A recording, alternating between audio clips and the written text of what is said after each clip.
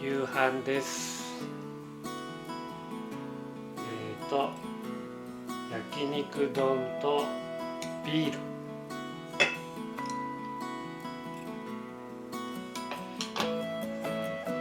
本当は自燃してからですね、ゆっくり食べて仮眠を取りたかったんですけど、この時間21時過ぎてまだ自燃してくんないので、ちょっとお腹が減っちゃったので食べようと思います。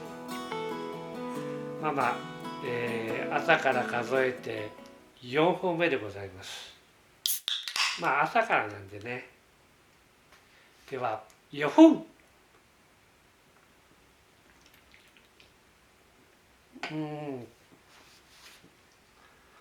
お腹すいた。いただきます。イノシシ肉です。焼肉のタレ味で。竹灯籠灯してみました。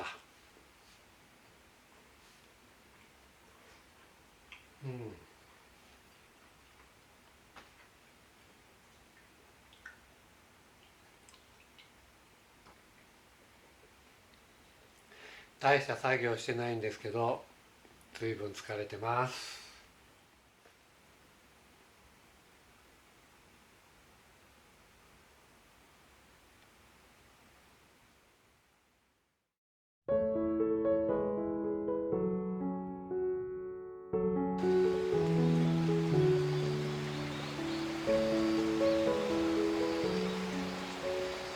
おはようございます。